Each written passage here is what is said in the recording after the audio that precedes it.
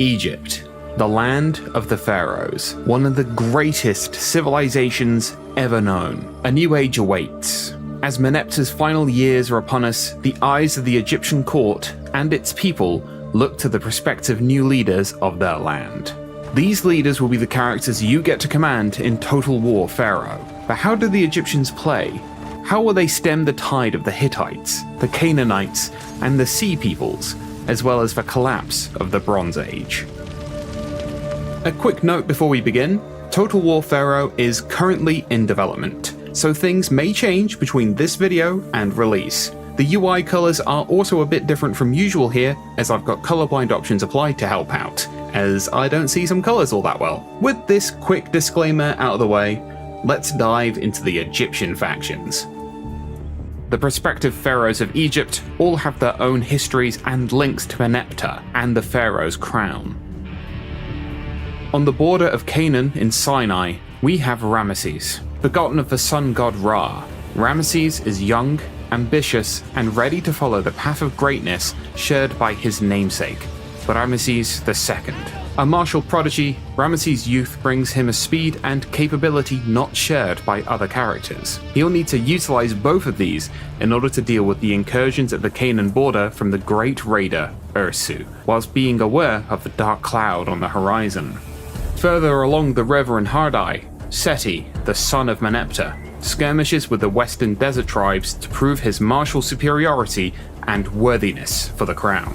While he's next in line to the throne by birthright, he would rather prove his worthiness with a display of power, a language he knows better than the parlance of the courts. Tausret, on the other hand, has a very different approach to power than the other leaders. It's not about God-given rights or grandstanding, but having the keen mind and knowledge you will be a better pharaoh than them. A methodical genius, Tausret's strength lies in her intelligence. She starts in the deserts of Yebu in Upper Egypt. Through synergizing her provinces to bolster her economy, and working alongside Seti and whoever else she can sway to her line of thinking, she can maintain the majesty of this ancient empire. And lastly, down in the south, we have Amenmess, the Viceroy of Kush. Whilst Amenmess is the eldest male heir, Seti is the designated heir. As powerful as a title like Viceroy of Kush may be, it's not nearly as powerful or attractive as Pharaoh. Being the Viceroy of Kush does come with its benefits, however. Benefits like control over Egypt's gold mines. Amenmess knows that the true power over man isn't blood, but money.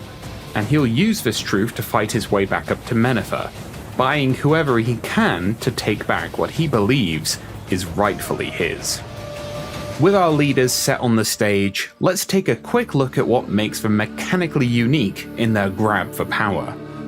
Each journey to the pharaoh's crown can take a multitude of paths, playing to their individual strengths. Starting with Ramesses, as a militaristic leader, he is an exceptionally capable warrior, efficient with any weapon handed to him. His elite warrior status is something also shared by his armies, as while they are smaller in number, they are stronger and more elite than your average foot soldier. Not only does he wield incredible martial prowess, but he also harbors incredible speed, both on the field and in the courts. Per turn, he gets 2 court actions, while other leaders only receive 1. His unique buildings also factor his standing within the court and amongst his people. The necropolis of the honored dead bolsters happiness and influence within provinces. The wine markets also improve happiness. As one would imagine, the military academy brings out the best in his men, raising recruitment rates and making generals cheaper to recruit. It also fortifies the soldiers with a steady amount of experience, ensuring they do not head into the field greener than their counterparts. Seti, meanwhile, in many ways runs as an opposite to Ramesses. He cares little for the court, and prefers to speak in a language he understands fluently: war. Thankfully for him, he starts with an improved standing with Tausret, who understands the courts and diplomacy like the back of her hand. His starting army is large, and he begins his journey near all 5 resource settlement types, meaning he can kickstart his economy quite early, provided he removes whoever is controlling those settlements nearby. Seti's unique buildings exemplify his love for war, his depiction of ego, and his genuine lack of care for what anyone else thinks. The mustering office increases recruitment slots, as well as decreasing the cost of enlisting troops within a province. The Recruitment Administration Center further drives down recruitment costs, whilst allowing you to train more troops, at the expense of the new enlist's well-being. Meanwhile, the Tax Administration Palace continues its own way of obtaining spoils of war from amongst the populace, increasing production greatly at the cost of workforce growth and happiness. Lastly, the Seti's Royal Palace, showcasing the kind of boisterous nature befitting of a prospective pharaoh of his stature. His troops look on with improved morale, whilst all other factions look upon it as unnecessary grandstanding from a potential tyrant. Talsret, meanwhile, understands the importance of structure and production lines, especially in trying times such as these. She starts with improved diplomatic relations with Seti, meaning she may gain assistance from Seti's forces. Militaristic might isn't Talsret's main strength or plan, however. It's production. While her unique structures may not bring happiness and joy to her people, they are a necessary slight. The provisioning headquarters, Talsret's armory, Talsret's goldsmiths, and the storage center all provide their own powerful buffs, but they really begin to shine when you plan out your construction. Her machinations can be fragile, but once Talsret gets the ball rolling, she is a power with a momentum that cannot be stopped. Lastly, we have Amenmess.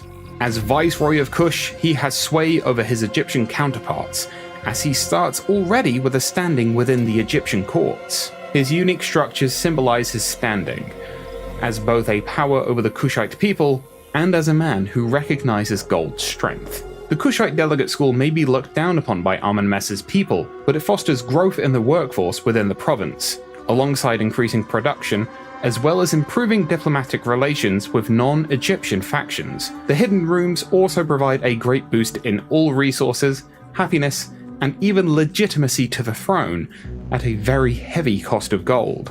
But this cost means little to Amenmess, considering he has access to the gold mine labor villages. The amount of gold produced by this structure is very high, and while influence may drop at the horrific reality of gold's manufacture, that's of no consequence when he can pay someone to look the other way. The lands of Egypt are vast. The Egyptians are masters of desert and surgical strike warfare. The units native to each region of Egypt bring their own strengths to conflict. If you wish to bring these units into your armies, you'll need to either branch out your conquest to these locations and take them by force, or foster diplomacy, alliances, confederation, and vassalization. On the border of Canaan, you'll find the Sinai and Retjenu militia. Their forces contain a mixture of both quite expendable units to hold lines or harass, and very valuable additions to bolster your damage output. Being on the border of Canaan, they do have many units in medium armor to stand toe-to-toe with Canaanite forces, and some of their number also have decent armor-piercing and breaking capabilities. In Lower Egypt, there's a decent mix of melee and ranged units to be found. This mix, however, does come at a bit of a cost, as they are not what you would particularly consider to be fine or noteworthy. They aren't a write-off, however, as many in their number have resistance to heat, and while they may lack skill, they do make up for this in number, perfect for any would-be warrior pharaohs wanting strength in overwhelming numbers. In contrast, the forces of Upper Egypt are a potentially very powerful addition to your defensive garrison.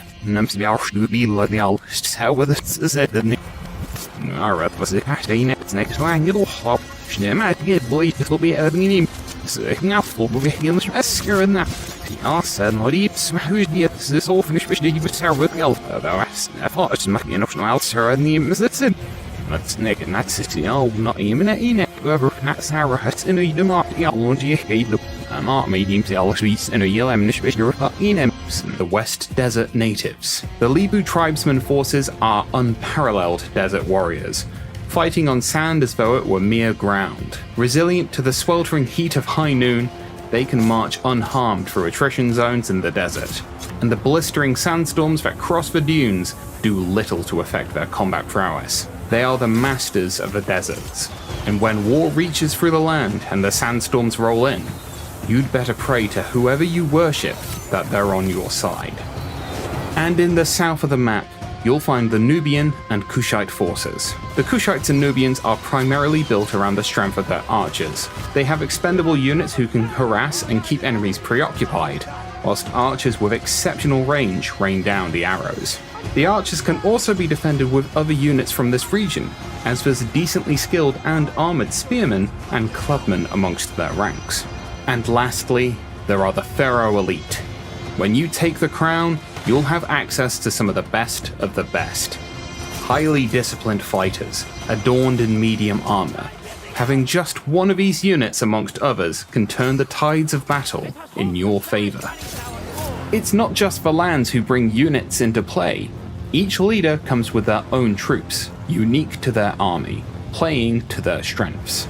But Ramesses' unique forces very much build upon his strengths as a leader. The Medjay and Sheridan that make up Ramesses' forces may not have the numbers that other factions exhibit, but their status as elite warriors who can adapt to whatever situation is before them makes them a very formidable force. Fast and adept at flanking, many of his troops also have the underdog trait, meaning they thrive in fighting against multiple units at once, potentially outnumbered but rarely outclassed. Ramesses' retinue are a balanced and highly capable force. The levy soldiers that make up Seti's unique forces combine well with how he prefers to wage war. The lower tier units that make up his unique retinue compensate for their lack of skill with enhanced numbers, and, from a pragmatic view, the expendable trait. Seti's more elite troops won't rout, or potentially care upon seeing the lower tier units meet the jackals of Anubis. The more elite units in his personal militia are highly capable warriors, if a tad undisciplined. Many of them have the heedless charger trait, meaning they won't wait for orders to simply charge headlong into battle. Perhaps they seek to find glory in their leader's eyes, or maybe they're simply emulating an anger they've seen from him all too often. Tausret's forces truly showcase the devastating power of chariots. The speed and range of the chariots at her disposal mean they can cause a lot of damage to the enemy, whilst staying out of harm's way. That's not to imply that she only has chariots, however. Tausret's infantry offerings, such as the steadfast Queen's Guard, have excellent defensive capabilities and the speed to get to where they're needed as soon as possible. As talented as the archers in Tausret's army are, very few can compare to the forces that Amenmes's deep pockets can buy. The Kushite, Nubian, and Tarseti archers are among some of the most skilled and most feared in all of Egypt. With excellent range and devastating attacks, the archers Amenmes can field are an immediate threat to any force. The melee units within his retinue, including the Kushite Royal Guard, also have a ferocious bite, making Amenmes's forces a terrifying sight indeed. We've covered the leaders you'll command and their motives, the armies they'll control, and the forces that await to join under their banners. There are dark days ahead. With the collapse of the Bronze Age on the horizon, how will you ensure that your people and your empire survive this apocalyptic event? With what we've covered in this video, we hope you're inspired to become a great pharaoh that history would be proud of. Are you ready to take on the mantle of Pharaoh?